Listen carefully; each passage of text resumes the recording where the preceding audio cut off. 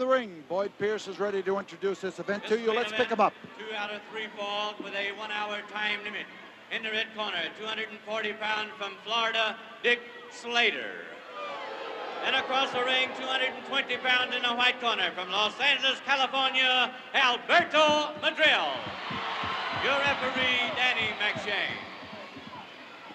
So, this match, 2 out of 3 falls with a 60-minute time limit.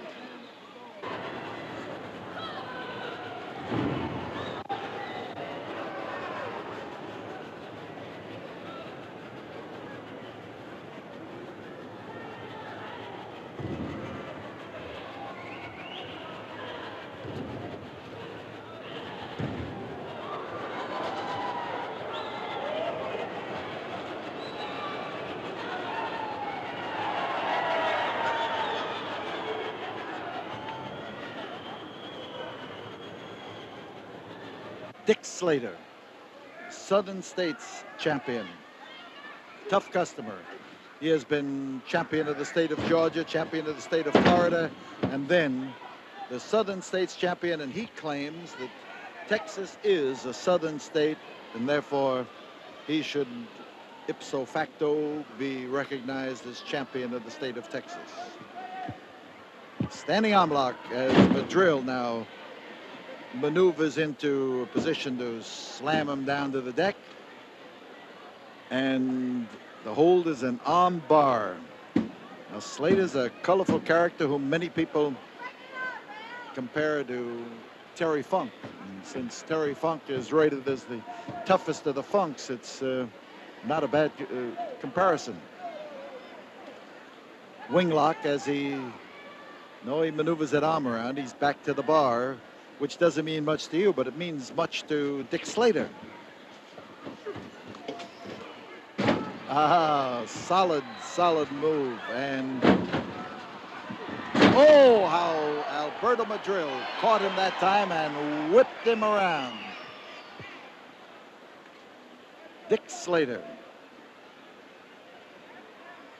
man who is as well known at the Omni in Atlanta and in the huge arena in Miami as he is in New York City. He's a well-traveled individual, and his comparatively short career here in the state of Texas, he's only been here a few times, he has made a lasting impression.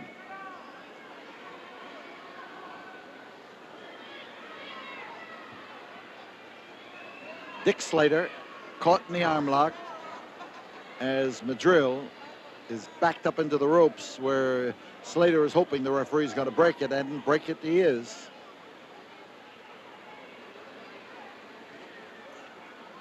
And watch out for Dick Slater. He has a propensity for suddenly switching styles, and he can become a buzzsaw almost immediately. Oh, how he caught him and how he whipped him. He's beautiful maneuver to slam him down to that deck.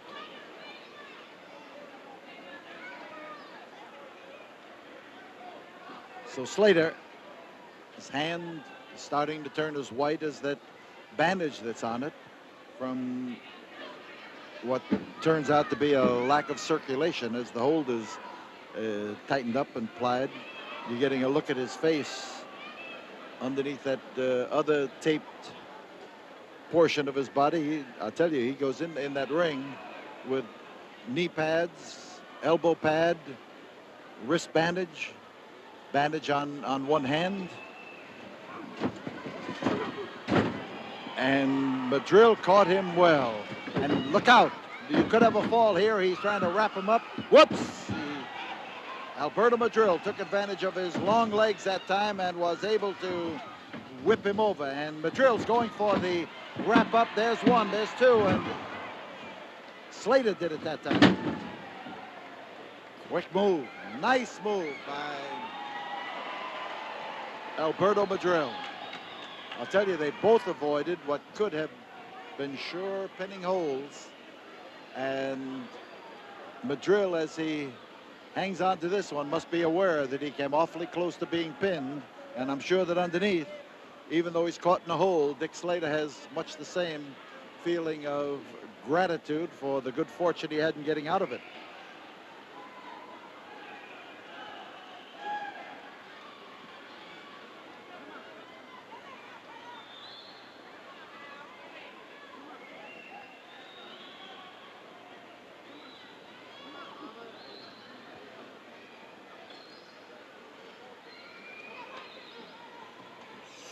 And Dick Slater just climbed over that rope, and now Madril just dragged him back in over it, and McShane is just letting it stand. Actually, Slater was entitled to a break as when he did make the outside of the ring, no matter how he made it. 5 minutes. But at the 5-minute mark here, Alberto Madril does not have the total advantage. Dick Slater, first chance he has had to uncork anything, because Alberto Madril has kept him busy and has worked in on him. And there is a nice escape, a move reminiscent of Luthez, and Alberto Madril comes up with a hammerlock. And Dick Slater is caught, and caught for sure.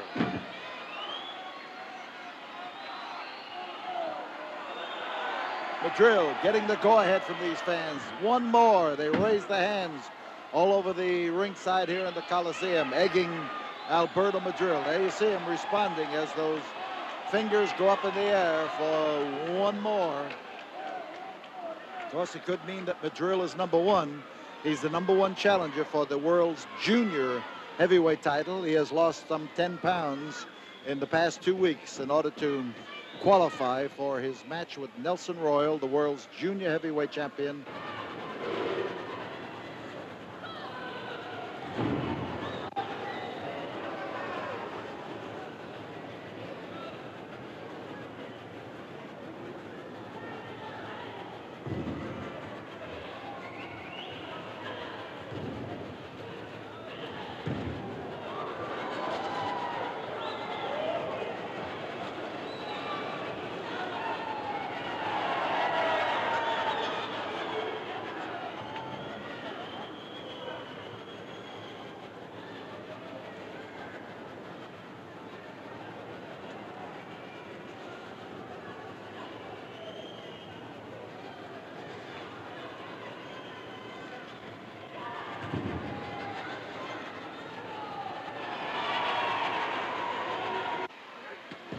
Oh, how he clobbered him.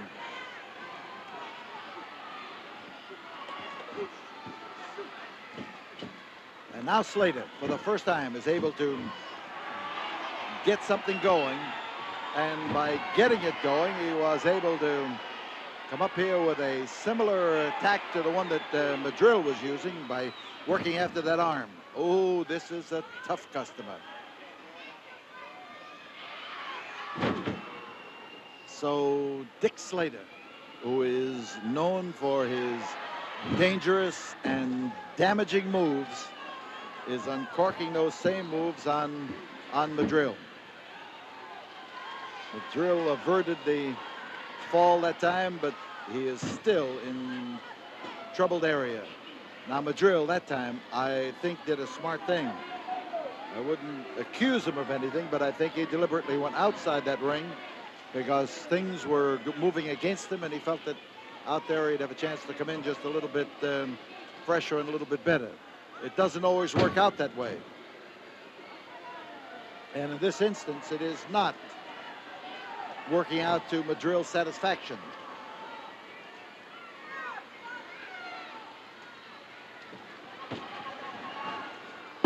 That was the back of the arm, the point of the elbow he was aiming for. And Dick Slater rolling Madril over and piling on top of him. The count was 2 when Madril moved his right shoulder and managed to get it up, and he fought his way out of it by using that knee in the head. Slater now trying to cut. Whoa, good move by Madril. Listen to that crowd come alive as Slater's plans to cut Madril to pieces did not work.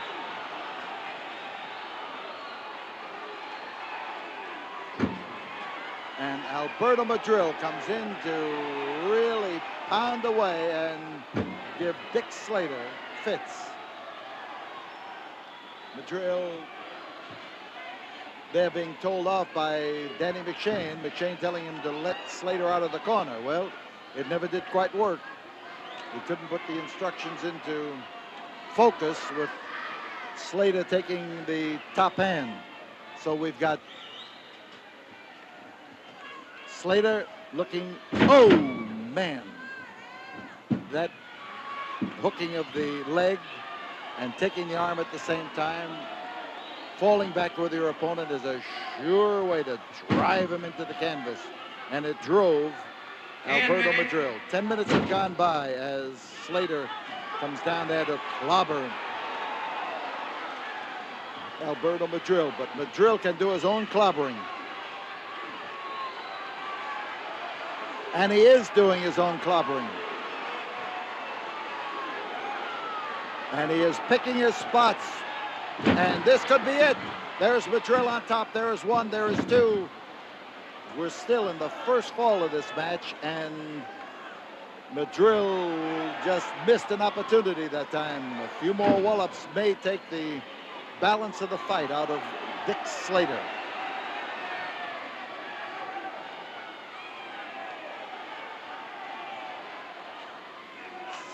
Slater will meet the same kind of an opponent in the Coliseum this afternoon. A young man like Dickie Slater, a young man like Alberto Madril, I beg your pardon. And Madril will meet a man like Slater in world's champion Nelson Royal, junior heavyweight champion. Royal probably does a little more wrestling, but he is equally as tough. Slater going for a pile driver, but he is caught in the back body drop. That's the defense for that particular move.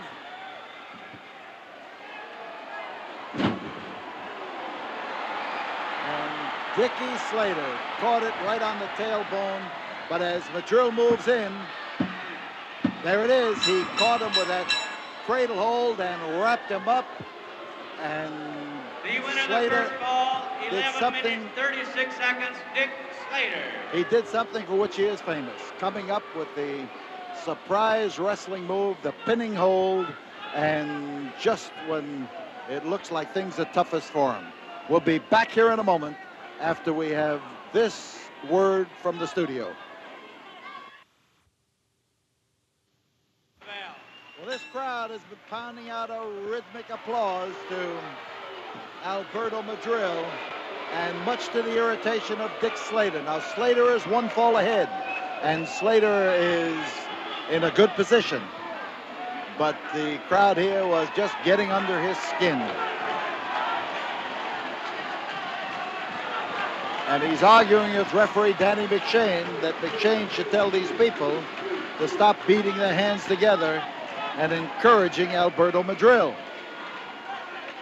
McShane is smart enough to know where his limits are, and he's well aware that those limits come when he tries to tell the crowd anything. Outside, Dick Slater.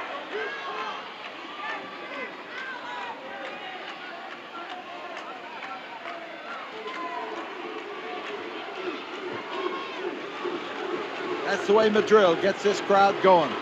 You can hear him literally barking like dogs all over this place as they try to irritate Slater. And Slater, smart.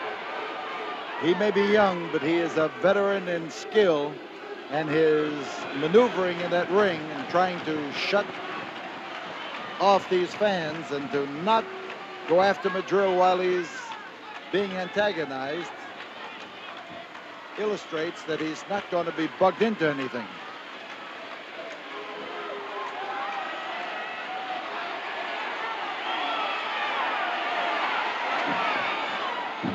So Alberto Madril moved in, tried to upset Slater's routine and failed. He's going for an atomic drop, dropped him on his knee and on that cold, hard Coliseum concrete, and the right into a chair in which lately a policeman has been sitting, and he's hoping now that's going to keep Madril out on the floor. McShane tolling the count.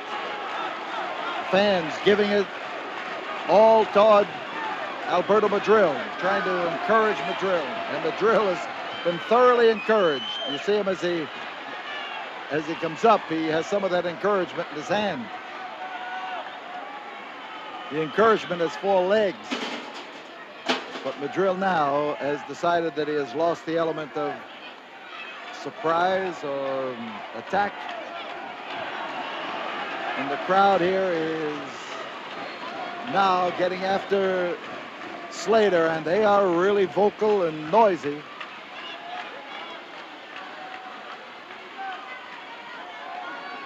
Madril outside, and Slater crowding just a little bit too much.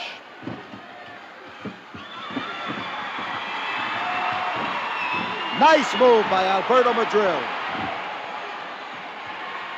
And he's giving Slater as good as he was getting. Whoops, sleep hold. Tough spot for Alberto Madril. Dick Slater come in there to apply the sleep hold. Whether or not it's a strangle is hard to tell. McShane examines. Does not break. Tests.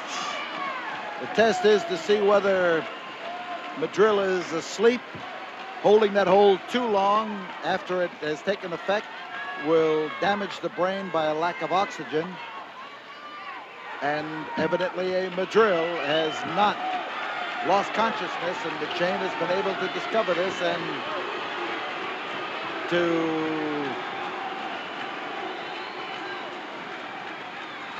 permit the match to go on. Slater now losing his hold, losing his grip, and he snatched him by the hair that time. Oh, good move by Madril. Tough customer, Dick Slater.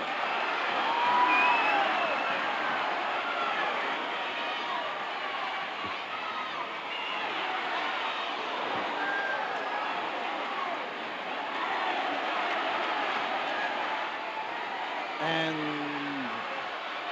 Alberto using that chopping blow coming down across the nose and the mouth can, whoops. Just when I was talking about coming down across the nose and mouth, he came up there with that left and literally drove his teeth out.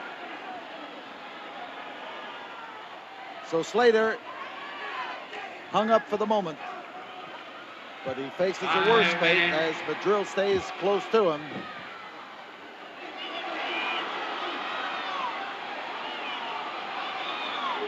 And Madril gets a lot of enthusiastic support from these fans as the 5-minute mark is called. He's on top. There's 2. He needs that equalizing fall. He almost got it.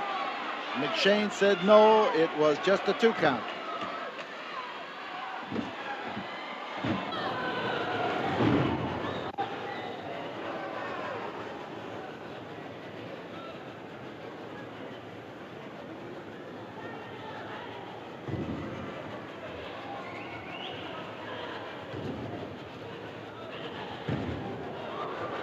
And here is Madril. There's 1, there's 2, and there, whoa! He just barely got out from underneath there, and some of the fans are bugging McShane. They think that a good fast count should have been in order, and at that time, outside, on the floor, Alberto Madril, the same stunning blow, and it put Dick Slater down in one direction, and it put Alberto Madril outside that ring. Madril avoiding that deftly, and woo! He was driven arm first and shoulder first into the into the ring post. And here is Slater looking for, and here is Madril wrapping him up. There it is, a 3 count, and Alberto Madril is given the count of 3, and he is whipped through the ropes, and he is put, but he is knocked out of the floor, and The winner of the second fall, the equalizing fall, is Alberto Madril, but he took a bad spill on the concrete, a hard fall. He had injured his shoulder up against this ring post, and he is lying on the floor, still holding the shoulder. So up in the ring, Danny McShane gets back in. We are still in the intermission period between the second and third falls. Madril on the outside of the ring, holding that arm and that shoulder. After being run into this ring post, he was still able to not only avoid defeat by Dick Slater, but he was able to pin Dick Slater with that small package roll up, and you can see the solicitous move of Irish Danny McShane, who knows how it feels to hurt an arm or hurt anything else in that in that ring. So Slater is anxious to get at Alberto Madril. We have a little more than 30. There are 30 seconds left in this intermission period between falls, and McShane examining Alberto Madril, and evidently Madril 15 seconds. Has an injured deltoid muscle or the bone. It's a little hard to tell. It's up a little bit high right on the edge of the shoulder. 2, 1. And McShane, as the bell rings, wants to examine that, and he is not. He is. He's going to stop the match and give it to Dick Slater. And some of the people who would fight to the last drop of Madril's blood say no, no, no, and McShane has made the decision to stop this match because of the injury to Madril's shoulder.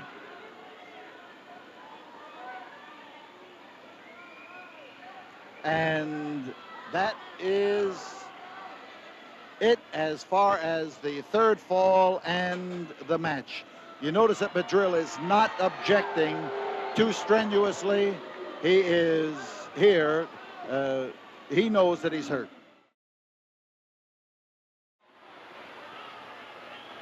Up in the ring, you see Bruiser Brody demonstrating to some of these fans his way of training against the Iron Claw, as strange a method as I have ever seen demonstrated in my life. But just look at the thing as he screws this vise onto his head, and the strange part of it is he seems to enjoy it.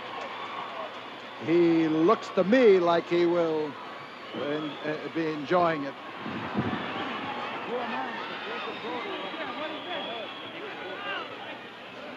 All right, up in the ring is Boyd Pierce. Let's pick him up.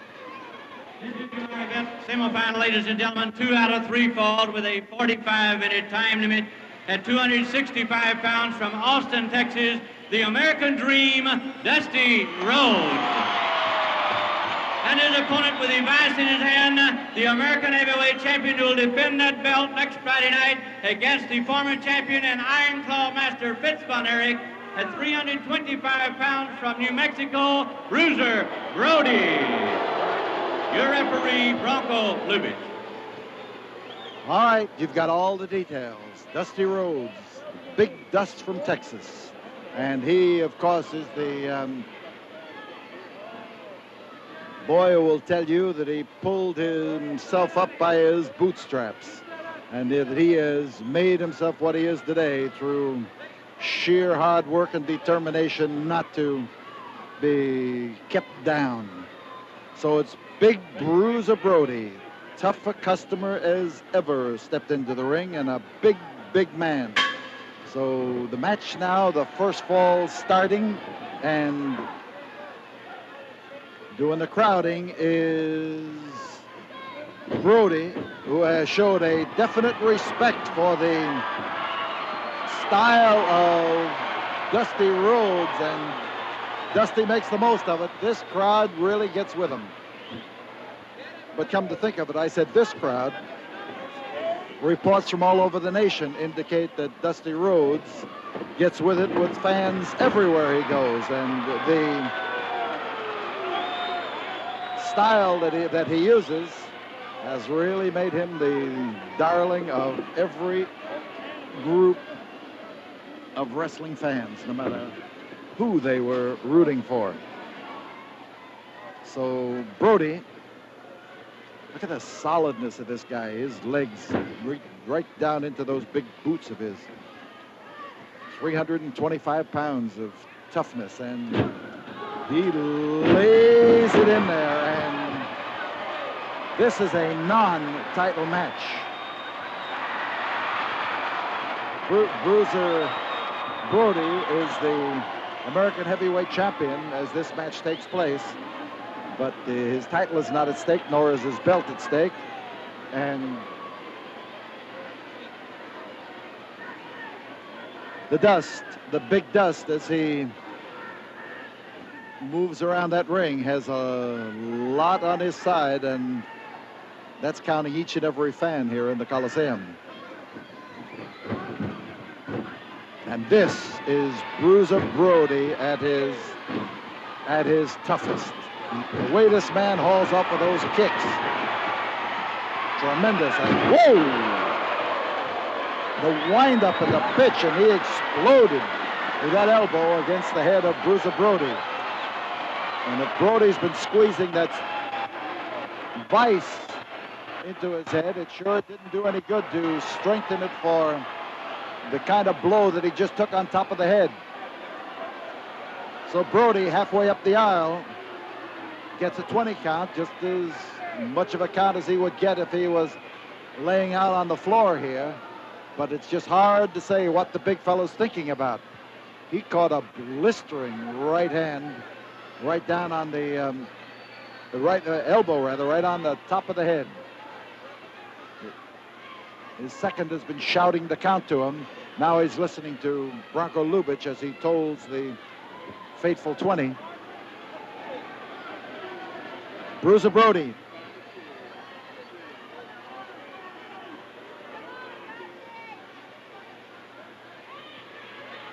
He's not so sure that he wants to move in on Dusty Rhodes.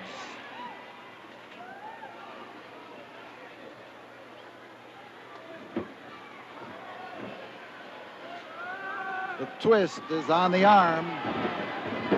You see Dusty Rhodes as he maneuvers around to try to keep Bruiser Brody under control.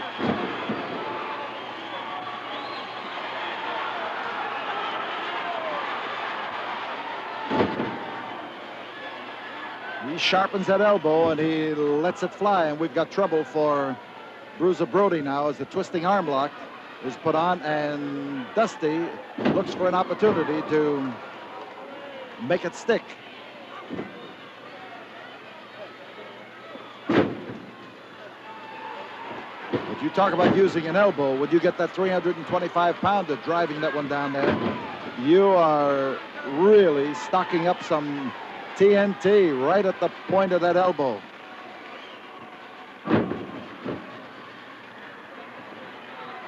Bruiser Brody looking to plaster Dusty Rhodes down into the canvas. Dusty is one of the top name stars in the nation, and beating him would be a feather in Bruiser Brody's cap, despite the fact that he is the American heavyweight champion.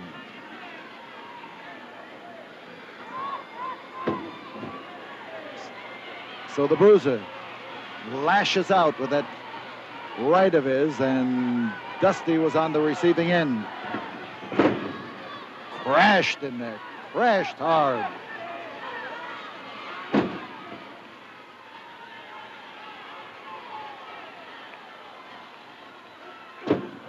He's finding it.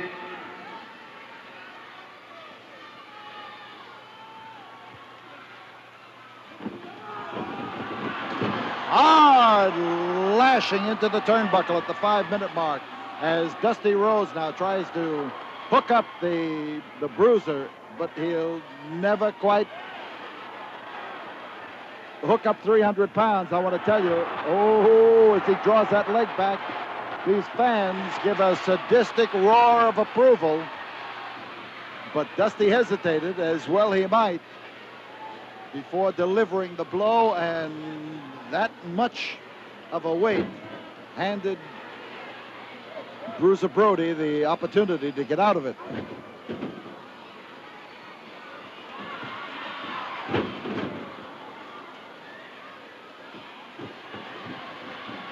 Brody again, he follows through with that foot. He drives the foot forward with a kick and keeps his weight right in behind it. And he has literally plastered Dusty Rhodes. There's a fall. So the first fall of this match goes to Bruiser Brody. There it is. It's his first blood. Well, the bell hasn't sounded, and Bruiser Brody is waiting for Dusty Rhodes to come into the ring. But look over to the right. Dusty Rhodes has come up, and he is now sneaking around to this side of the ring, the far side, as Brody waits. And the bell sounds, and here is Dusty Rhodes coming up with a sneak attack and laying it into Bruiser Brody. And Brody is smashed all over the concrete here, and here comes Dusty Rhodes with a 2x4 and a formidable weapon if ever I've seen one. The driving elbow of Dusty Rhodes, and here is the big dust descending in a cloud on Bruiser Brody. He did it. Dusty Rhodes evens the score on Bruiser Brody.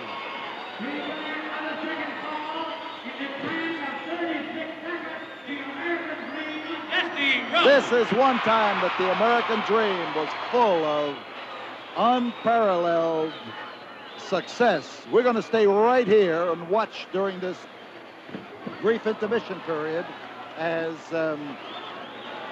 Dusty Rhodes makes sure that when Bruiser Brody rises up there again, he is going to let him have it. And some of the fans are hollering for Bruiser Brody to be body slammed by Dusty Rhodes.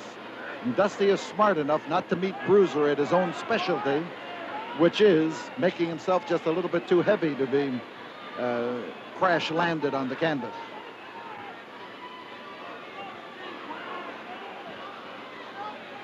So the Bruiser, with 1 minute to go in this rest period, sits over there wondering what happened and what hit him, and not finding the answer to either one. Dusty is more than ready, and referee Bronco Lubitsch telling him to wait. Bruiser having his problems over there. I think his second is trying to explain to him what struck him. The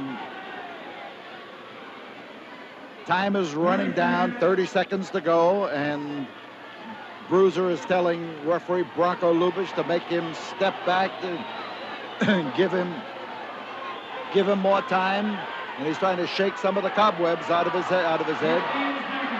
Now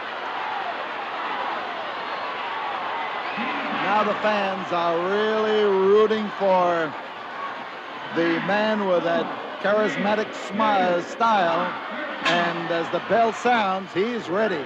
So the Bruiser, who is still trying to figure it out, keeps catching it right square on the nose. Well, our alert announcer, Boyd Pierce, managed to get out of the way, and so did our agile timekeeper, Mike Williams. So we've got Bruiser on the concrete, Dusty trying to get him back in the ring where it can do something to him, and he smashed him into that table. That's an unyielding objective. Pure innocence. And as Bruiser comes back, he's a little bit upset and a little bit the worse for wear. But this is the third fall of this match, and it has not yet been decided. And Bruiser Brody caught a two-handed wallop that time, the old axe handle blow. But missing one the way he did then, with his driving force coming down and missing his target, can really take the steam out of you. Now, Dusty, a little bit the worse for wear for his running into Brody that time so soon after he had taken a lot of punishment. But right now we've got Brody up, we got the Bruiser ready, so it could be a tough spot for the Big Dust. There comes that driving foot of Brody again. And Brody, I can see the look on his face, is a little bit the worse for wear here, as he has not yet risen from his knees, but he knows a dangerous moment when he sees one. And this driving wallop into the head of Dusty Rhodes is all pure gain as far as the Bruiser is concerned.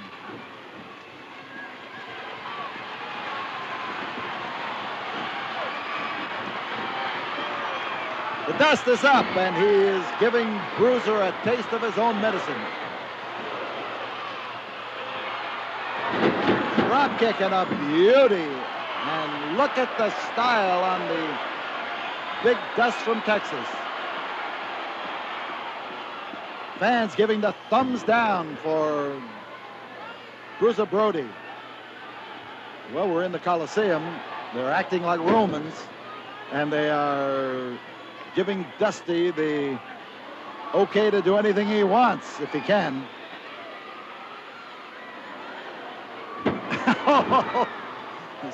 Class. And with the Bruiser now trying to rise up to his feet to get ready for Dusty Rhodes. Rhodes is getting the word from the fans. They're telling them, move in, move in. Hard to find a man who gets more reaction out of fans than the Big Dust. He's got them right in the palm of his hand. They love to cheer him on, but right now he needs it. Brody trying to set him up.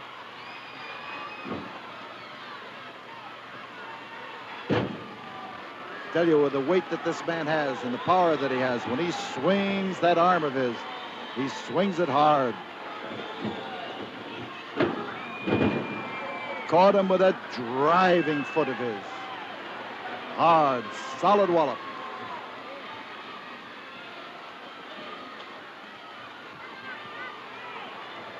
Trying to set him up again, and set him up he did. And this could be it as far as Dusty Rhodes is concerned. That's a 325-pounder who was stretching him out on the canvas, and Dusty just raised the hand that time and waved to his fans to let them know that he was still in this fight. And in the fight he is, as he starts now to wail away at the midsection and the jaw and the whiskers of Bruiser Brody.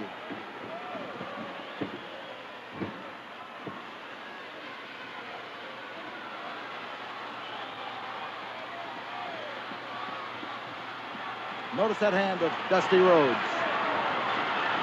He's waving at the fans right behind him.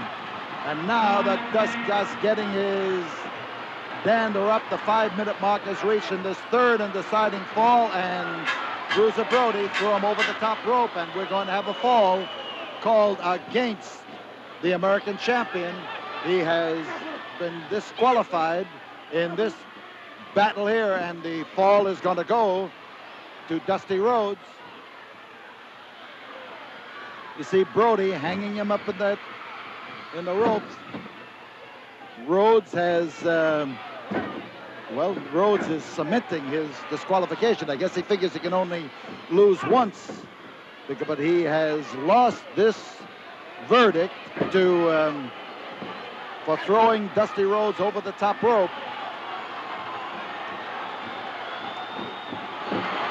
And Rhodes, I don't know, Bronco Lubitsch has lost his effort to get this match under control. And Dusty has picked up the U.S. American belt, and the winner is Dusty Rhodes. This was a non-title match. He who has the belt is not always the champion. We'll be back here in a moment after this word from the studio. As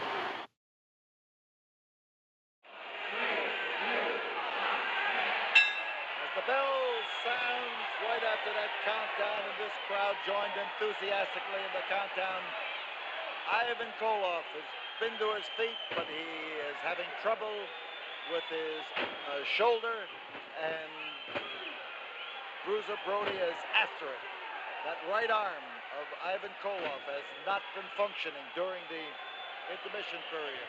And, oh, man, how he hit, and this could be it right here and right now. He smashed over not only into the turnbuckle, but the iron part of it, and part of him hit that ring post above there, and he is in a tough spot. The big American-made boot of Bruiser Brody descending on Russian Ivan Koloff. The man who is going to bury all American wrestlers is right now wondering when the funeral ceremony is going to take place and if he's going to be on the wrong end of it. Fans are telling Brody what to do, and Brody here is enjoying the fact that they are so solidly behind him and following his every move. Koloff is outside. Bruiser goes around the ring, just over here to my left, to slam the Russian into the ring post. Ooh. I tell you, you meet that ring post head first and you're in trouble. But Brody just reached down and grabbed a rope from under the ring. Somebody untied the canvas tonight and threw the rope under the ring so they'd have it when the ring had to be put away. And now the crash into the ring post has brought blood from the head of Ivan Koloff, but he's fighting back. No matter what you say about him, you've got to say that he is not an easy man to beat. Brody after him, and oh, how he slams into him.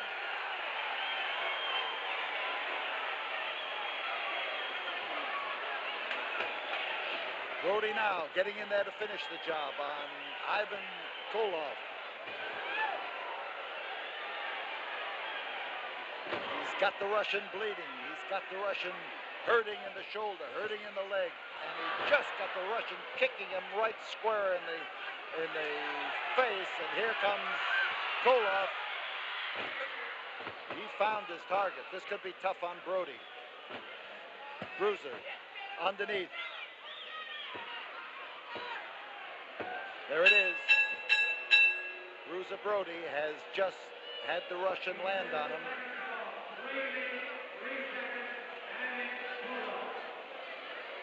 And in a little over 3 minutes, this second equalizing fall goes to Ivan Koloff, and the crowd, which was yelling so vociferously just a few moments ago, is respectfully quiet, and all of them hoping that when the bell rings for the third and deciding fall, that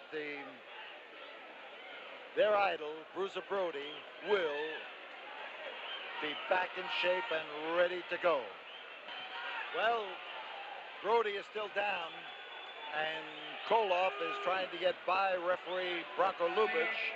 There's a minute left in the rest period between falls as Lubitsch stands between them in order to give Brody a full opportunity to rise up to his feet. Koloff looking now for a new method of approach, and Brody is up. First time he's been up now since the boom descended, and Koloff landed from that top rope and placed him flat on his back. There's the Bruiser. Now the bell has not yet sounded, but we've got Koloff opening up. There is the third fall starting, and starting badly for Killer rather for Bruiser Brody. Koloff impatient and ready to leap off that top rope. Ooh, he takes chances. He came down there, and that weight came from high in the air to strike at Brody, and this could be it. If Brody is counted out, we could have the third and deciding fall winding up right here and right now. He's hurt, but he's going after him, and there was a time that Brody put his best foot forward and put a stop to it. They're exchanging, and that, of course, is great for Bruiser Brody, because he'll give any man a fair shot to get a fair shot, and he'll come out on top. And Koloff caught one right squarely on the jaw that time.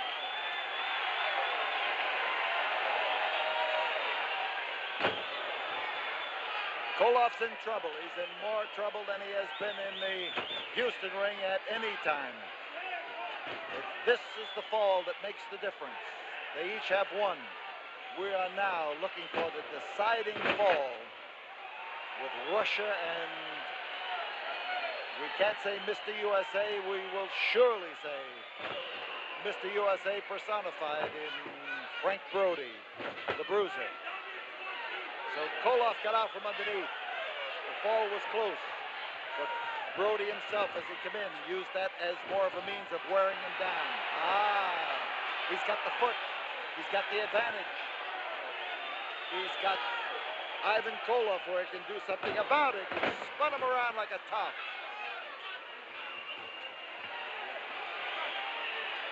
Brody pursuing him and laying it in there.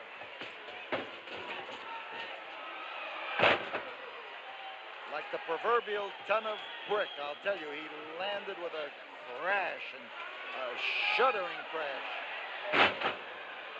Brody, again, looking for the opportunity to give him the kind of punishment that won the opening fall of this battle.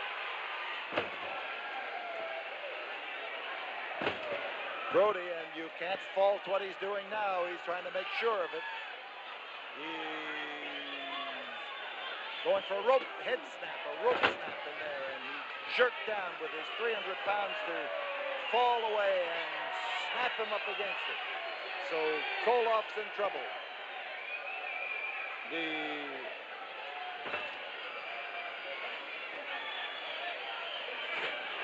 There was an empty chair, and Brody hates to see empty chairs.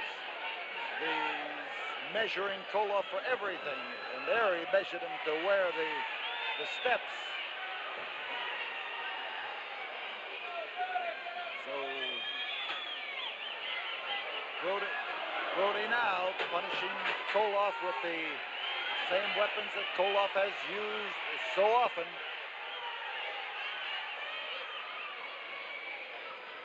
And now Brody crawls back into that ring, ready and prepared to finish him, if he can.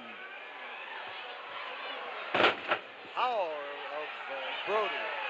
And there are his fans who are pleased with that power, who are screaming for that power, and want that power to prevail. Koloff there's Brody again with that unique slam of his. He gets him up high with it, and that's what counts. And he looks at those fans as much as to say, I'm going to give it to this guy now. And this could be it. There's one. There's two. Two. Brody thought he should have had a 3 count. But he doesn't bellyache too much. He gets out and sets out to finish the job.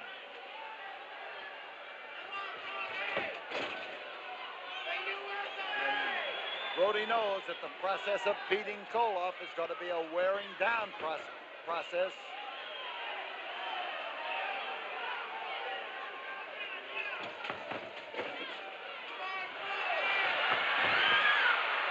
Bad move. Brody ran into trouble. He hit that time into the ring post, and he's got the shovel. He's got the shovel and down into Brody's face and down on his head, and we're going to have Bruiser Brody, the winner here, on a disqualification as Ivan Koloff came off that top rope with that red shovel of his, the shovel with which he is going to bury all Americans, and he we've got Bruiser Brody in tough spot, but the winner of this match. He is lying on the canvas, and he is the winner of this battle as somebody brandishes a flag and Koloff brandishes the shovel. We'll be back here in a moment. Well, you see the crowd gathering around the ring and giving a vociferous welcome to TNT, Tony and Tiger.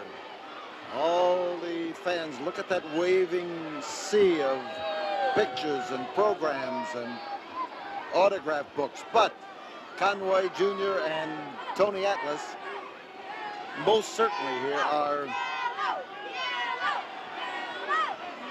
centering their thoughts on the opposite side of the ring where Colonel Buck Robley and Tank Patton are ready. But here is Bruce Pritchard to introduce this event. Gentlemen, 2 out of 3 falls with a 60-minute time limit. Introducing first, in the red corner, the team of Colonel Buck Robley and Brass Knucks champion Tank Patton. Their opponents, in the blue corner, the team of TNT, Tiger Conway Jr. and Mr. USA, Tony Atlas.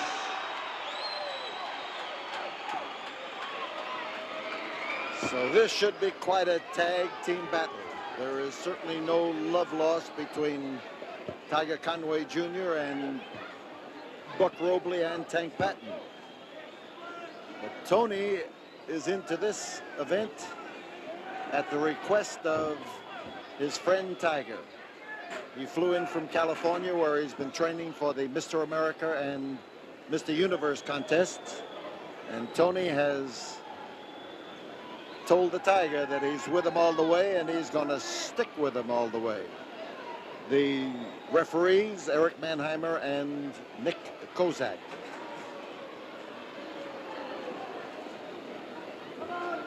So the rules are being explained to them, repeated to them, reiterated, but they very rarely stick very long with either Tank or the devious one, Colonel Robley. Now we've got the first fall started, the bell sounded, and Tiger Conway was going to step outside, but when Buck Robley decided that he was going to come in, Tiger wanted the piece of Buck Robley. This match could turn into a single scrap between Robley and the Tiger. They are aiming at each other. But Tony Atlas, while he is perhaps not as heavy as Tank Patton, who comes in about the 325-pound mark, he certainly has it distributed in his body better than any athlete I have seen in wrestling over the past 50 years. Not only does he have the muscle, it is useful, it's capable of bench pressing almost 600 pounds. It is capable of some moves of tremendous dexterity inside that ring. He is as agile as anybody I've seen.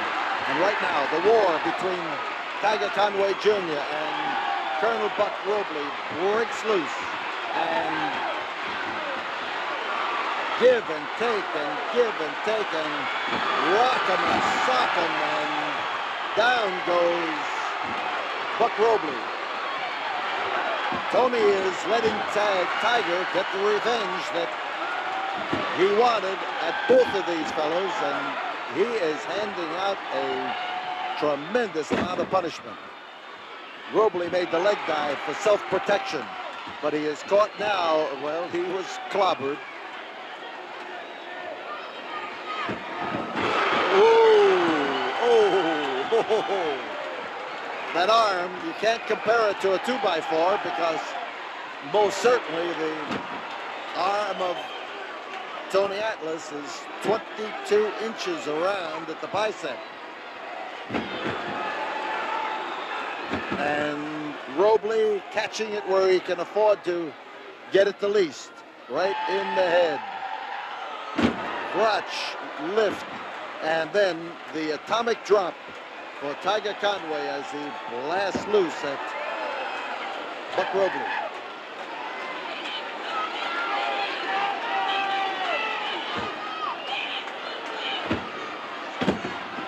Tiger caught one that time. He caught it right squarely in the line of the belt.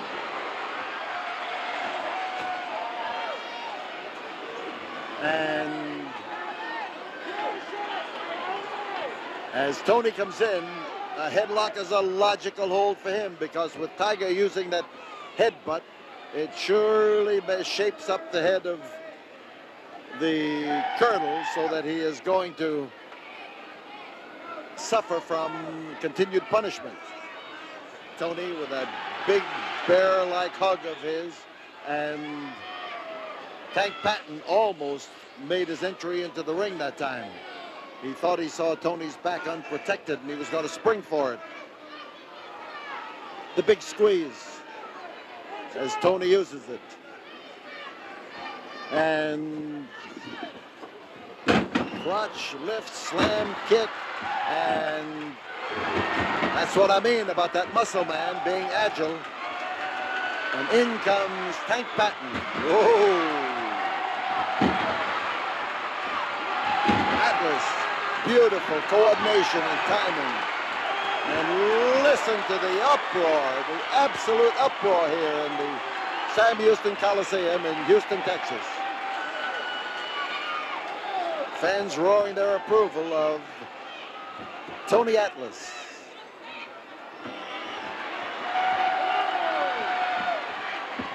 Tony has won the Mr. USA contest once, so his aspirations to go into the Mr. Universe and Mr. America contest are well-founded. Conway, with that use of his head, uses it sometimes in the leg, sometimes in the midsection, and sometimes in an out-and-out headbutt. On bar as Atlas snares him. 5 minutes have gone by. On bar, the fans start to roar for Tony.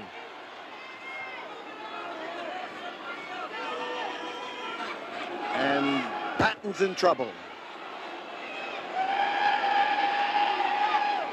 He wants to go on the attack, but he's not sure what's going to happen to his arm if he does.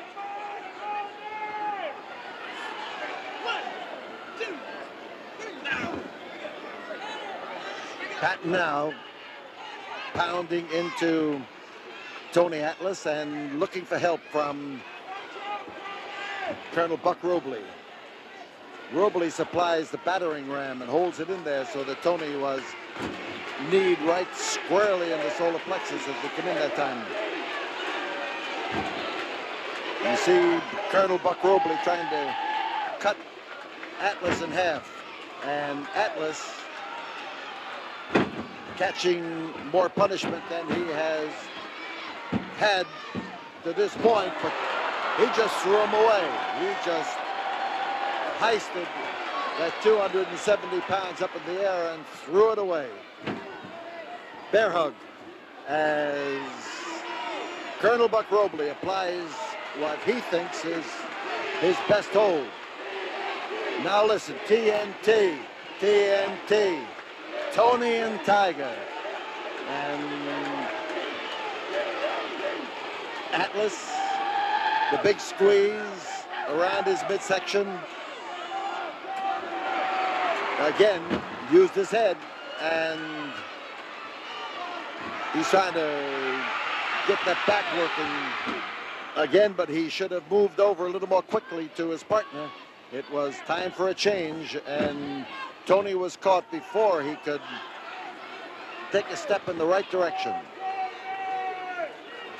And Tank snaps that bear hug around there and does a good job of it.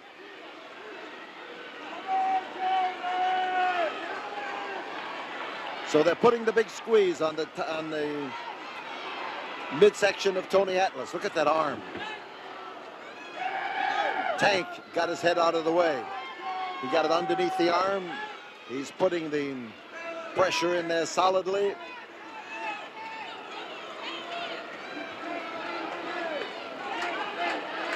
And Atlas, with that squeeze being put in there, makes breathing difficult. From where we are, we can see the big, broad muscles of his back as he tries to marshal them in a manner that will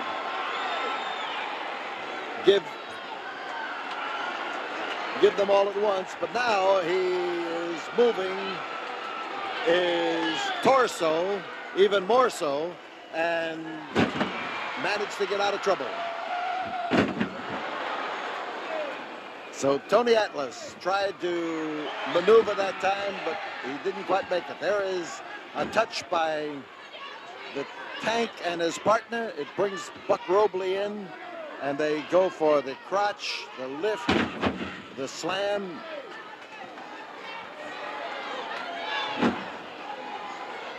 And now the fans start to use their nickname for Colonel Buck Robley, whose yellow shirt has an inscription on there that declares that nobody calls me yellow. This crowd does it as one man. They scream, yellow, yellow. And Tony Atlas trying now to use brute strength to bust the bear hug, and busted he did. And Tony now is upset, caught by the leg, and maneuvered across that ring. Here comes Tank Patton in. Robley's going out, nursing his back, and Tony Atlas is racked up into the corner, but he's coming out of it. And he is coming out of it beautifully as he starts to punish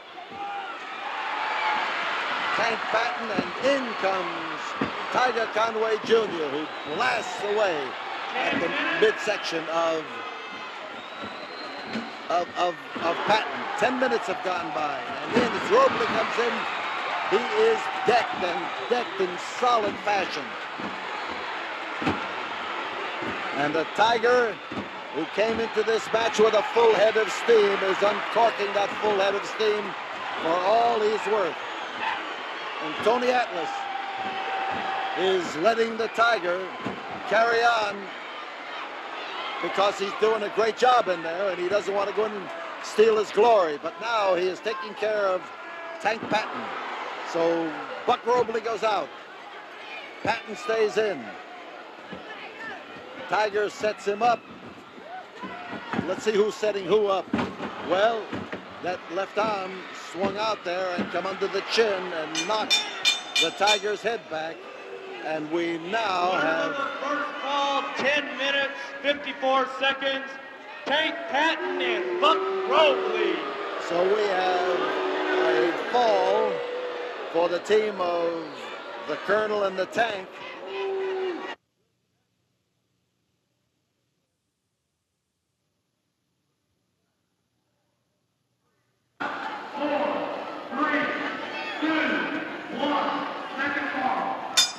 That bell starts fall number 2 as Tank Patton comes in and attacks Tiger Conway Jr. The Tank, of course, is trying to maneuver so that he can win in 2 straight falls. He's a man with a lot of wallop. And that arm of his, which wears a cast, it makes him doubly dangerous. There's one, there's two, and well, this fall was almost over right then and there. In comes Robley, and now in comes the toughness of Tony Atlas to try to force the issue because he didn't think Robley belonged in there. So Robley that time laid the back of his arm into Tiger Conway Jr. And there's a neck breaker. And on top is Colonel Buck Robley.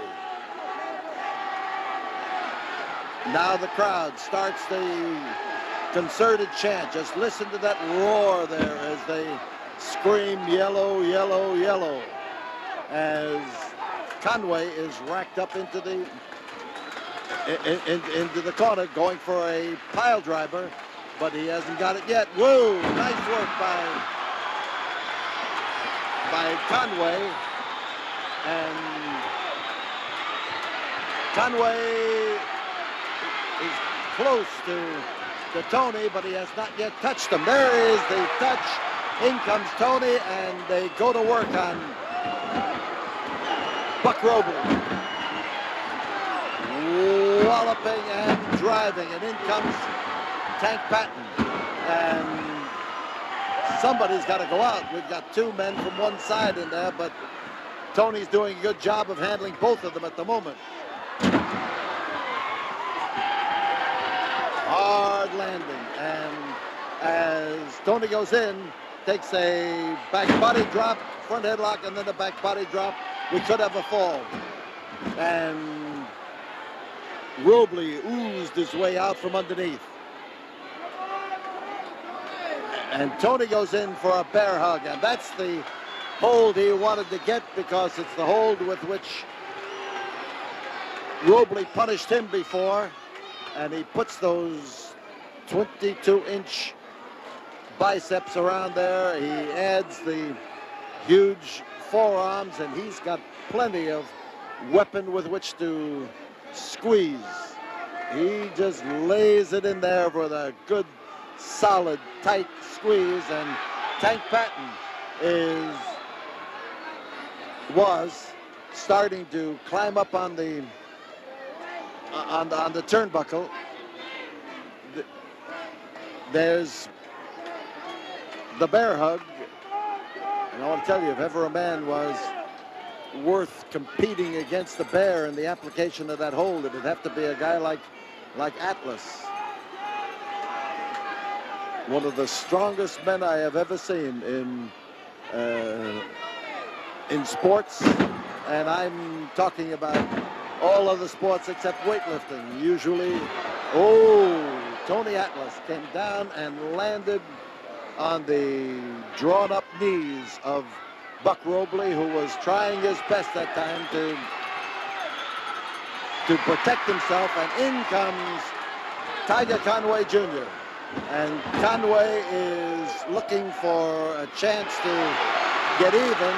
He just about had it that time, I'll tell you.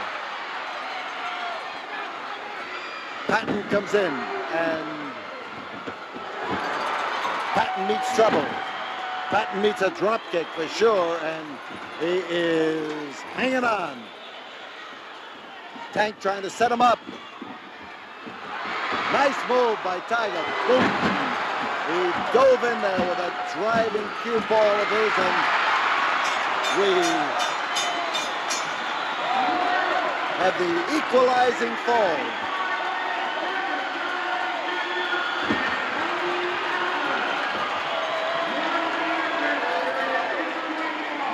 The equalizing fall. Now we have the third and deciding fall coming up as Tony and Tiger, TNT, encourage each other.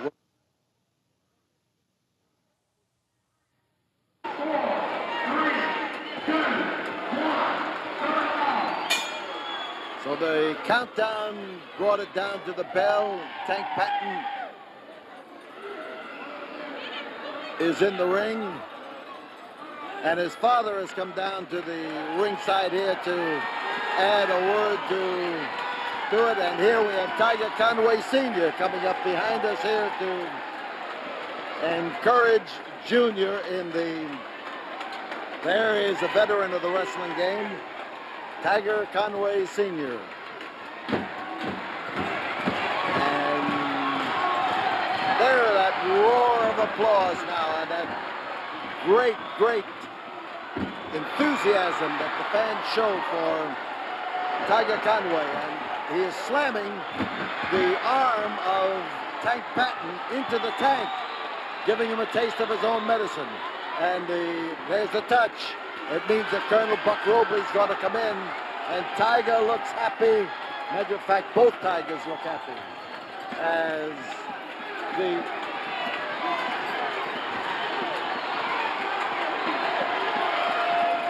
So Robley comes out in what looks like a boxing stance. He made his first mistake. He took his eyes off of Tiger Conway, and the give and take now. It's mostly the giving as Tiger just knocks him flat. And on the outside of the ring, we've got an enthusiastic Papa Tiger bouncing around there and trying to set an example for Son Jr. Buck Robley in trouble as Tiger falls on him. Tiger wants more, give him more punishment. And Robley caught that one square in the kisser. Oh!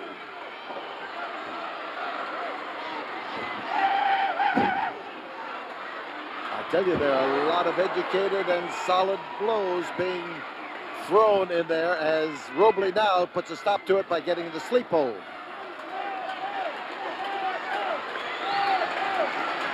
Robley in behind, the hold that can produce unconsciousness, putting the big squeeze on the head of Tiger Conway Jr. And as Conway just sinks down to the canvas from the effects of the hold, why, we got a private war going on between Tiger Conway Sr. and Tank Patton. Patton up on the ring trying to keep the veteran Tiger away from where he can give some advice and instruction. So Conway is showing these fans that he is still where he belongs. He's going for the small pack. He went for the 3, but he didn't quite make it. He got 2. In comes Patton, and Robley turns around to try to take an unexpected fling at him, and we've got the sudden reversal here. Tiger went from almost scoring a fall with that small package to the prospect of getting his block knocked off here as Patton tries his best to take advantage of the surprise of that kick produced. And now the Tank. Confident. Big. Ooh, he comes in there. There's 1. There's 2. And Junior got out from underneath. In an argument with the referee, Eric Mannheimer. Tank thought he should have had a 3 count that time. And now we've got them doubling up. And so with Tiger Sr. on the floor and Tiger Jr. in the ring, Buck Robley is trying to bring this match to a sudden halt before something explodes and brings it there without him. Listen to the uproar here as Tiger Sr. roars his way through the ritual of cheerleading. He's got this crowd following him for sure, and the crotch hold, the lift, he drops him on the top rope, 5-minute mark, and this 3rd and deciding fall as Buck Robley tries his best now to glue Tiger Conway down to the canvas. You can see the result. That long white boot made it to the ropes and brought about the call for the break.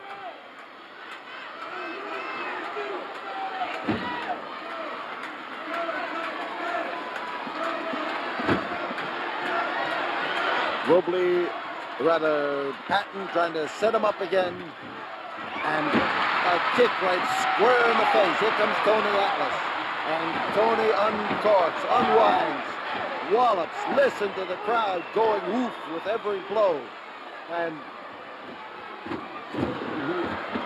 I'll go woof myself because I can feel this ring shudder as Atlas lifts him up over his head. I told you he had power. He shows power when he can lift a man at this stage after wrestling through 3 falls. And again, Tony came in there to use his head and he hit the floor. Bounced right down in there and hit not the floor, but hit the mat. Hit the canvas. And Patton is trying to scream to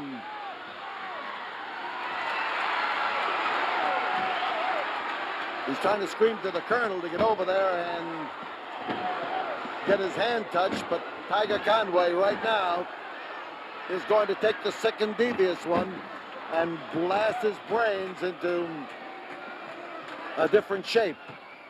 Tiger Conway Jr. going for the Boston Crab. He's got the Boston Crab.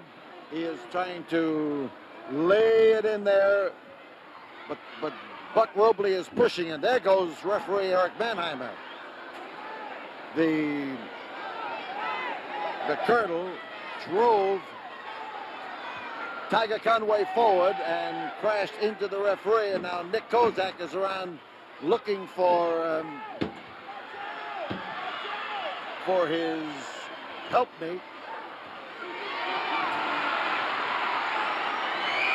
And we've got things going on outside the ring with Patton. Now we've got Patton outside the ring again as he is knocked there, and Tony takes advantage of him, takes turn. Here comes a chair as Colonel Buck Robley tries to lay it in there with a chair. So we've got a chair in the ring. We've got Atlas in the ring. We've got Robley in the ring. We've got Tiger Conway Sr. on the outside. We've got this match breaking loose in all sections. We've got the tank, and the bell is sounded. I don't know what the decision has been. Ladies and gentlemen, in the third fall in exactly 8 minutes, both referees disqualified both teams. The match is a draw. They have disqualified both teams. What the referees are trying to say is that the match got out of hand, that they lost control of it. And their decision in this battle is to disqualify both teams, all 4 men. We don't want it to end like this. Come on back here. So Tiger Conway is trying to coax him back into the ring, and there is no sign that they are going to be successful. The uproar in the ring and around the ring leaves the 3 of them without opposition.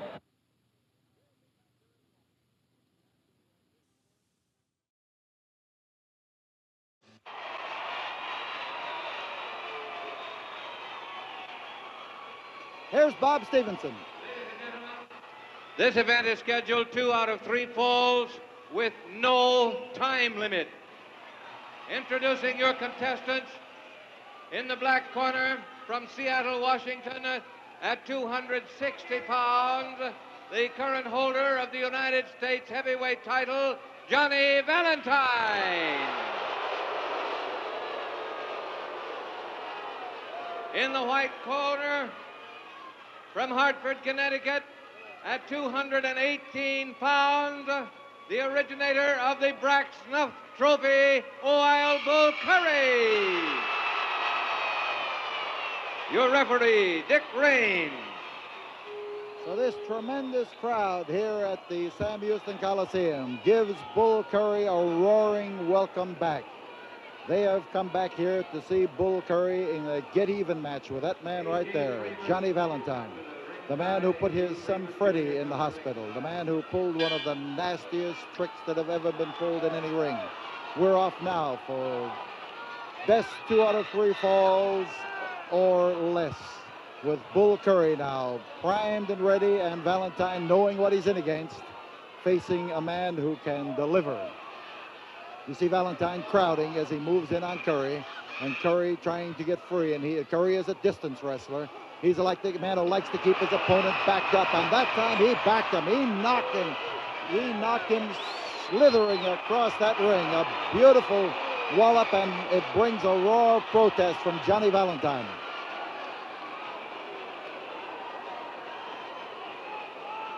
So Valentine knows now, as he has known, that when one of those fists swing, they contact and they hurt. Front headlock now, and he turns it into a quarter Nelson that he is using to work on the arm. No, now it's strictly an arm bar.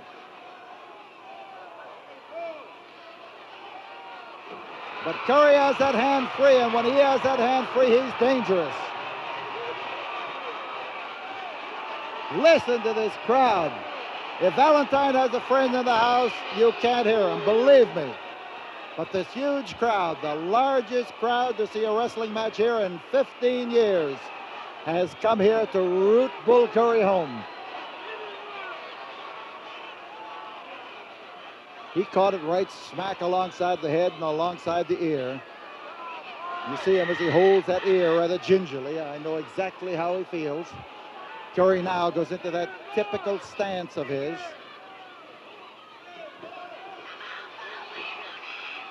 The crowding is being done by Valentine. You see him as he tries to keep Bull up close to that corner and up against the buckle now, but those short, sharp blows.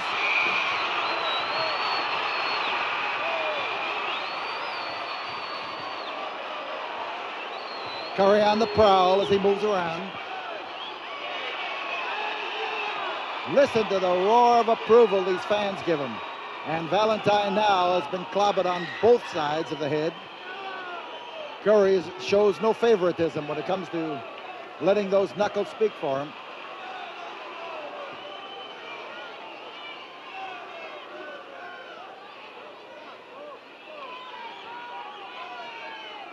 Curry again, and Curry is veteran enough to know when to exercise caution and when to let fly.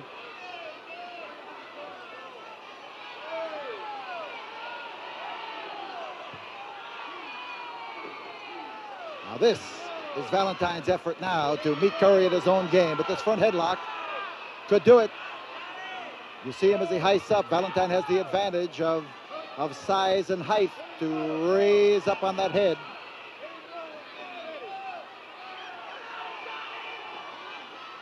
Well applied hold, that front headlock. You see him as he hooks Bull's arm, hooks his own hand and wrist too. Raises up on it. There's the key to the hold. The way those two hands are caught. And the forearm alongside the jaw. Lifting up on Bull's head in crooked fashion. And Curry can't get going with the weapons that he uses best.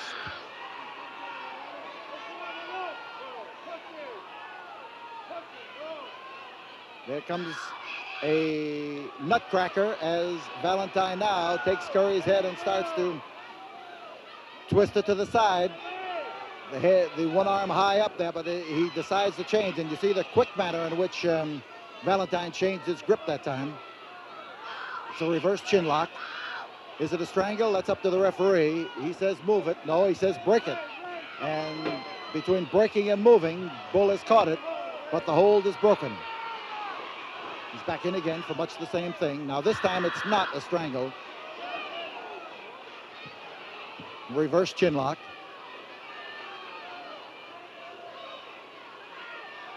Valentine favors this hold. He likes to wear a man down. You see him now as he gets across Bull's face. But at least Bull has no worry about what can happen to his face or the fact that he might lose some of his beauty.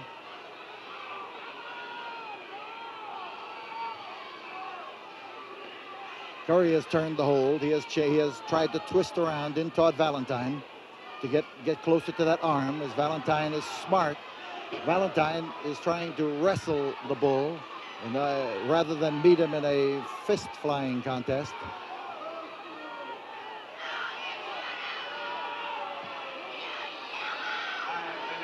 Five minutes have gone by. This is the first fall of a 2 out of 3 fall match that has no time limit. And now Bull is easing some of the pressure on his face. He's turning in there just enough to be able to relax some of that pressure. And Valentine shifts again as he steps over Bull's leg to move in behind and to hang on. Problems for Curry. And this is the way Valentine, of course, hopes to be able to beat him, to wear him down, to use that extra weight of his, and to, whenever he can, cover up both the nose and the mouth and change it into a smother hold. Bull is trying to make sure that doesn't happen. Dick Raines getting down there to test. There you see him as he lifts that arm up to see if Bull has become slightly or totally unconscious. But Bull's moving enough in there to keep the blood flowing. You see him turning toward him slowly, trying to move so that he can do something about it. Behind that arm is the face of Bull Curry, and there goes a swinging blow. And when he puts a pump handle in there, it swings like a piston. And Valentine made a mistake. He moved in swinging instead of moving in grabbing. And that one mistake now is costing him as Curry latches on and a beautiful wallop. So the veteran Valentine is the one who made the mistake. He tried to meet Bull at his own game, and we're having the spectacle of Valentine stalling now to keep Bull Curry at arm's length if he possibly can, and Raines is telling him off. Anything to stop Bull Curry's rush was Valentine's motto that time, and he put it into operation.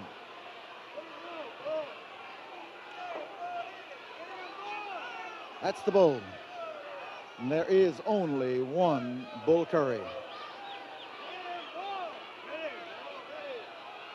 That strange stance of his as he moves in, part boxing, part wrestling, and part Bull Curry.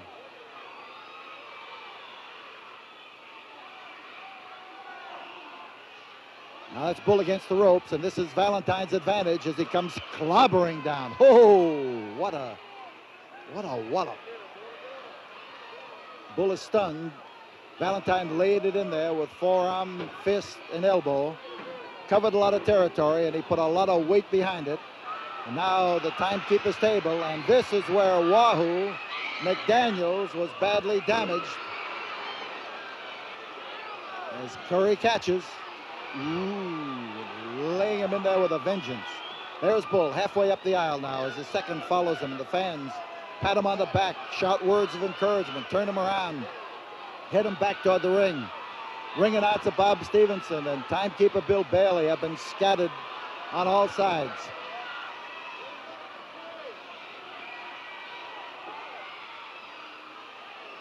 Curry's on the outside. You see him as Valentine goes to work on him. He got him where he could clobber him, and Bull again now is off on the concrete. But if a session down to the cold concrete can be of any use to him in recovering, then this trip will be well taken. The trouble is, you come down, you hit the bones of knees and arms and elbows.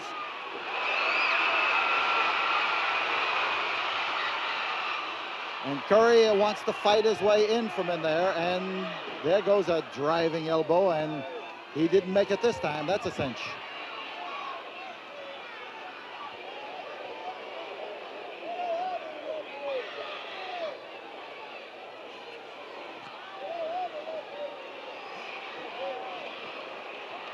There's the Bull as he moves up. Valentine catching, and here is a furious battle going on each side of the ropes, and Bull is going to get in this time.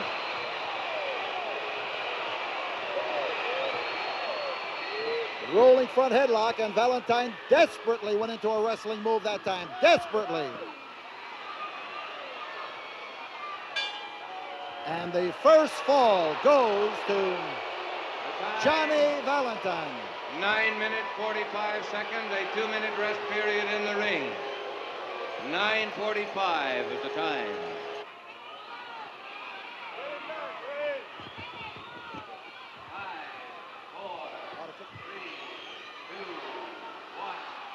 There's the bell, and up in the ring we are now, ready and set to go with Johnny Valentine, a fall ahead, moving in there to try to clobber the second fall right smack out of Bull Curry if he possibly can. And he knows an advantage when he sees it, but watch that left of Curry's and that right. But Valentine now is exuberant over his success in the first fall, and he has walked right into Dynamite, and that Dynamite is swinging at him from all sides. Beautifully done by Bull Curry. And Curry has suddenly bounced back here, and this tremendous crowd is roaring him on. But Bull knows that he can't afford to make a mistake. He wants to get even with his Valentine, and ooh, right smack in the kisser, a beautiful wallop. Valentine is caught right in the snoot. Side headlock. Curry driving it home. And how he laid it in there. And Valentine has been clobbered down to that deck in no uncertain terms. And this crowd here senses that it is Bull Curry's advantage, and they are rooting him in there to do something about it. Watch that Bull. You've got to watch Valentine too. Here is one of the most dangerous people. Right on the above the eye, he clobbered him that time, and again alongside the jaw. And Valentine is standing in there. You notice that what Curry's doing is measuring him. He's trying to cut him open. He was breaking down over the eye with those blows, and he has Valentine now clobbered right smack across the snoot time after time. Valentine is backing away. Bull Curry aiming at that target, again throwing those blows, and Valentine is in Trouble City right now. Listen to the uproar here as referee Dick Raines tries to keep Curry away from Valentine, and Curry is just as determined. And Curry has Valentine bleeding. And he's working on that cut. You see him lay it in there. And again, as he blasts away with studied determination, he is belting him over the eye and clobbering right smack in there with everything he's got. And when Bull Curry lets fly, look at that face of Johnny Valentine as Curry blasts him. Ooh, tremendous. And Valentine down like the proverbial timber. This crowd standing on its feet, roaring for Curry, roaring for the crowd to count. He doesn't want this crowd, the count stretched. Raines is trying to keep the Bull back so that he can execute this count. And Valentine is watching closely. Here he is now, taking no chances, but he doesn't have the stuff to get up. There is a count down and out. 17 seconds to Bull Curry. The match now stands at one Listen fall to the each. noise. Listen to that noise as Bull Curry pounds out the win in an equalizing fall by a technical knockout, if you will. He was under the ropes, but that didn't enter into it. We're going to be back here in a moment. We'll be back here right after we have this word. Dick Raines is examining the cut. This match may be over. No, we'll be back here right after we have this word from the studio.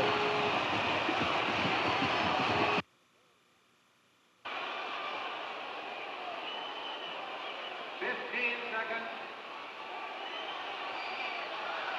Well, 10 seconds left in this rest period.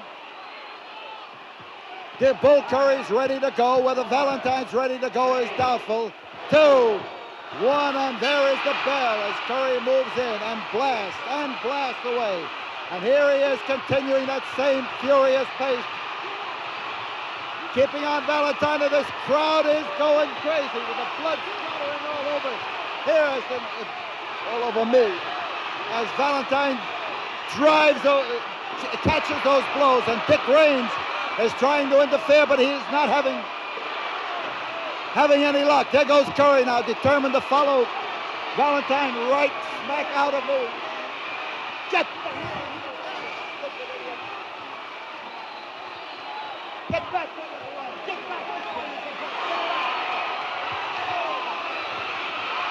We're trying to keep people here from injuring themselves by getting involved in this here, but Curry is determined that he is going to keep after Valentine and pound him. Dick Raines is tolling the count up in that ring. As Bull gets after him, chair in hand now, but the police got the chair out of the way, but he is after Valentine just the same. Spilling around here now to the opposite side. Both men have been counted outside the ring as they drive it home and drive us out of our chair area.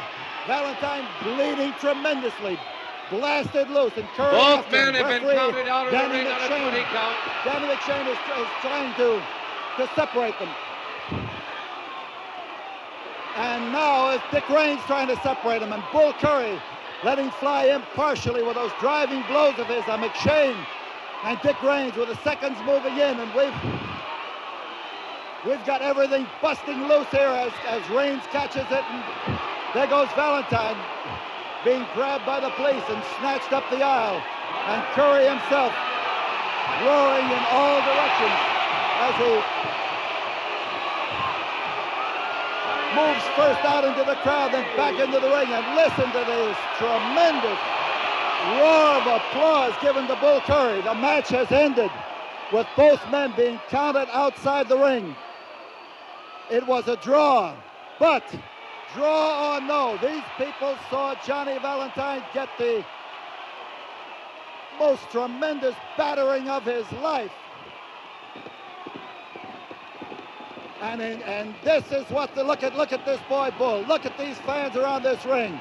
Listen to this tremendous clattering uproar as everybody roars their approval of Curry.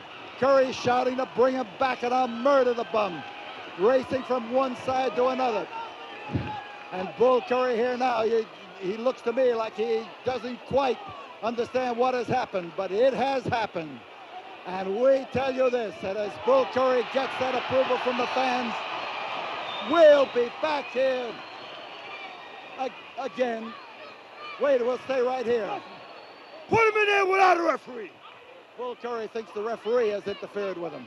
Bull Curry is the guy making the noise here, and he says, put him in there without, he wanted this match without a referee. We'll be back here again after we have this word.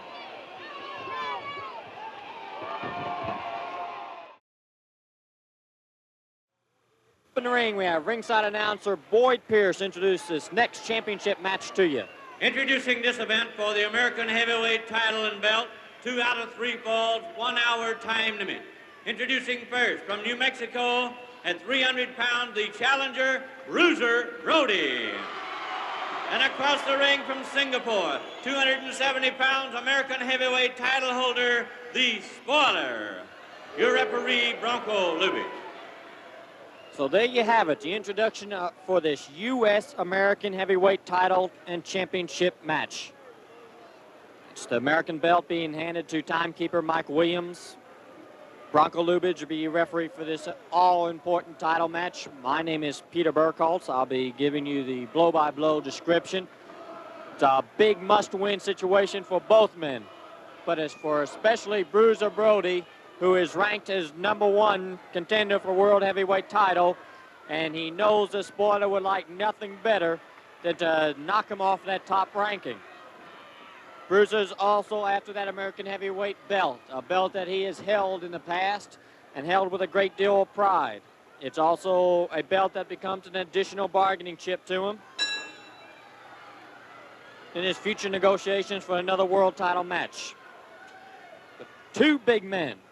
Big because Bruiser Brody is around 6'4", 6'5", and he weighs 300 pounds, and the spoiler is just as tall and tips the scales at nearly 275 pounds. It's going to be a big battle between two big men, so stay where you're at. It's 2 out of 3 falls. And the spoiler wastes little time whatsoever trying to work over this big Bruiser Brody.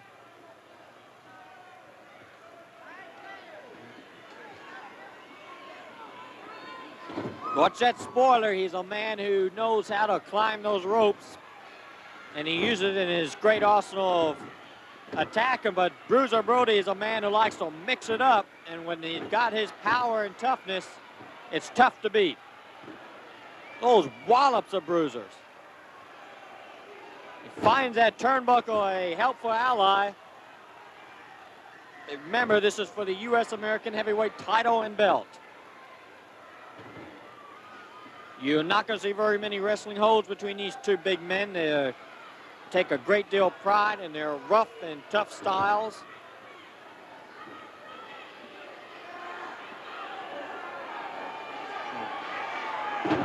That spoiler is a powerful individual, and he can throw those blows in just as Bruiser can. It should be an interesting match because both men not only know how to give out the punishment, but they have the toughness to take it as well. Outside the ring, Bruiser Brody lowers the boom. There's no other way to describe it. That ring post smacks Spoiler right in that left shoulder, and Bruiser takes after him with a chair. So both men equip themselves with a chair. Right next to us is Bronco Lubitsch, who's trying to bring this match back under control. He is going to have his hands cut out for him the whole battle.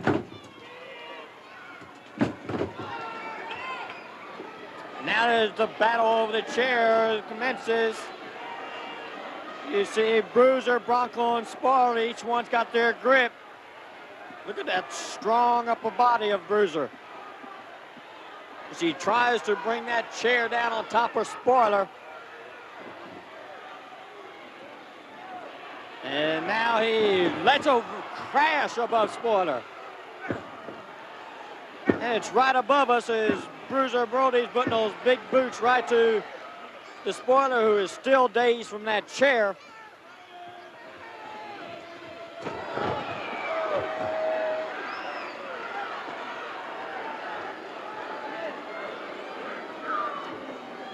That is some of the savage action we expected from these two men. That's that King Kong body slam. And Bruiser Brody aims that knee, it finds its mark, he's on top.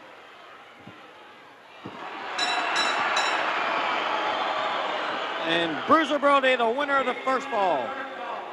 3 minutes, 22 seconds, the challenger, Bruiser Brody. So the bell sounds starting the second fall of this championship match. Bruiser Brody won the first fall, and during the 2-minute rest period, fans here saw Bruiser Brody impatiently pacing the ring, and the Spoiler become deeply concerned. His back is against the wall. He is in a position he didn't want to be in, and that's one fall down to this big Bruiser. He goes for that claw, and Bruiser was able to catch it in midair. Whether Bruiser can be able to fight off the claw, you can see how close he actually came to Bruiser's head.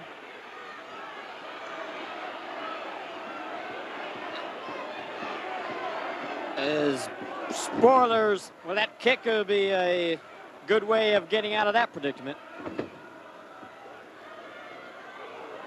Right above us, you can hear the gasper when Spoiler grabbed Bruiser's throat.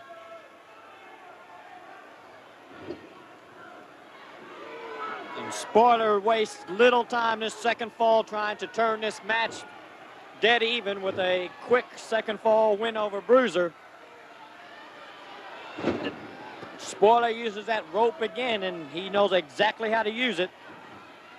Someone who weighs 270 pounds is very agile and goes for that claw again. watching a great shot as you see that claw inch closer and closer to Bruiser's head. The claw's on.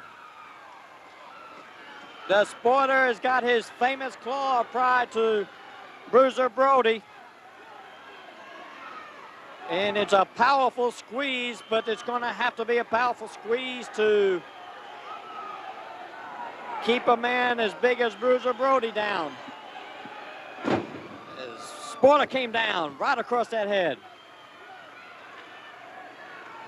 He softened that head up with that squeeze, and he came down with that elbow, and Bruiser's caught in a bad way.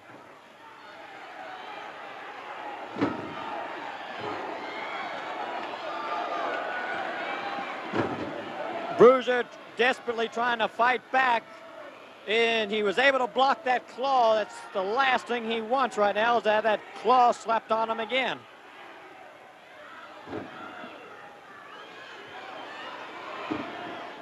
Branko Lubich continues to have problems trying to keep these two men under control. It's a tough job. It's a kind of match that's so important that either man probably doesn't want that referee to stick his nose into their affairs. They feel they're tough enough and rugged enough to work themselves out of any trouble they get themselves into. Talking about trouble, that's exactly what the spoiler is receiving in the shape of Bruiser Brody's fur-covered boots.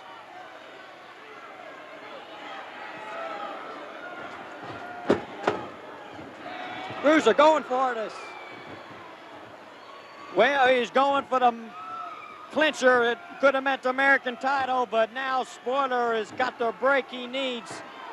A tough break for Bruiser, who seemed to be within just seconds of victory just now. Knows the Spoiler using that knee. We've got it. The Spoiler took advantage of the Bruiser Brody miss. 42 seconds, the American champion, the Spoiler. So the Spoiler, the American champion, wins the equalizing fall. So this is it, the third and final fall of this U.S. American Championship match. The American champion, the Spoiler, the man in the mask, won the second fall. The challenger, the big and powerful Bruiser Brody, took the first fall with his King Kong body slam. But this is for all the marbles. The U.S. American Championship belt. Both men have won one fall apiece. It all rides on the outcome of this fall. Spoiler, perched on that top turnbuckle, comes down. This is the Spoiler at his very dangerous best, is when he can use those ropes, use his claw, use whatever he can to wear down his opponent.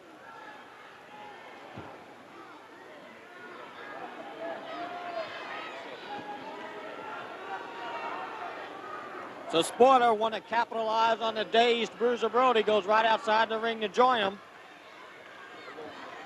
Branko Lubich doing a good job of convincing the Spoiler to get inside the ropes.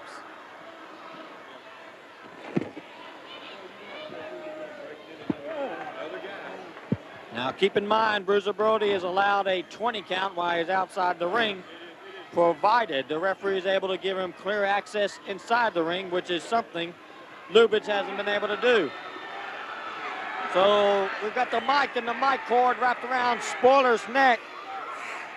Branko Lubich trying to break the hold, and Bruiser Brody is flirting with a disqualification here in the third fall.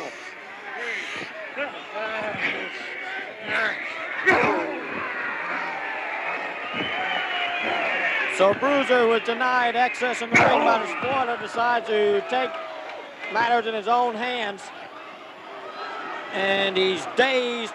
The Spoiler, because that last blow by the microphone called Spoiler upside the head.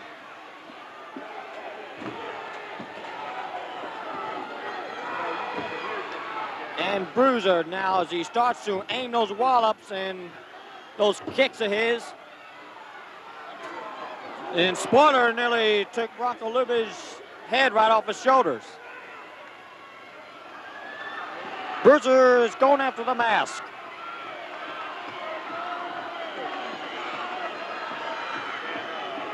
You can see as he's trying to untie it, it's Spoiler has got that mask laced up tightly. He's got it over the chin. So a good shot as Bruiser tries to work that mask off the Spoiler, and the Spoiler prides the possession of that mask almost as much as the possession of the U.S. American belt. Bruiser's aware of this, but he wasn't aware that the Spoiler was setting him up. That Spoiler uses those ropes to add that extra weight coming down. And now the Spoiler displaying the ability and toughness that has enabled him to hold on to this U.S. American belt for so long. The claw, but the Bruiser was able to see it coming. Those kicks of Bruisers has got to be taking its toll on the Spoiler. He throws that boot way back and lets it fly along with that wallop.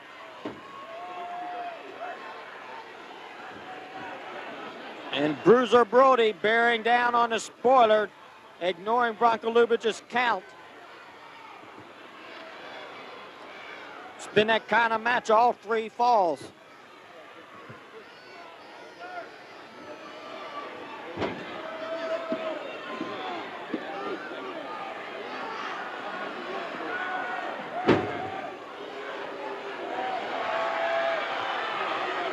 Now Bruiser eyes over the Spoiler. He waited and drew that punch. Fans here in the Coliseum starting to encourage Bruiser on. They can smell an upset victory here. They've learned to respect the big Bruiser. He's a man who's a winner, and he does exactly what he says he's going to do in the ring. And then he says, when I go in here to win, I win. But he's also up against a perennial winner in the Spoiler.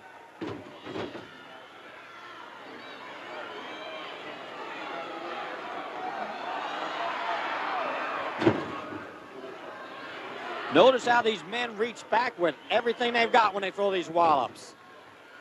They both have big, powerful bodies, and they want to use every ounce of energy in delivering that blow. We can see it on our side. Bruiser Brody's hair and beard is hiding it from Bronco Lubitsch. He's got that over-the-shoulder strap wrapped around Bruiser's throat. You can see Bruiser trying to breathe literally, and it's that shoulder strap that's wrapped around that's hanging him there. Bronco Lubitsch was blocked during all that, and the Spoiler could very well turn this into a win. He's got Bruiser now in that claw hold. Brings him down to the mat. We could have the pin right here. That's 1, 2, but no 3. Watch Spoiler, he's reaching over Bronco Lubitsch, trying to get that extra bit of leverage from the ropes. Bruiser is a big man to keep down there, as the Spoiler is trying everything he can think of to try to get this Bruiser down for the 3 count.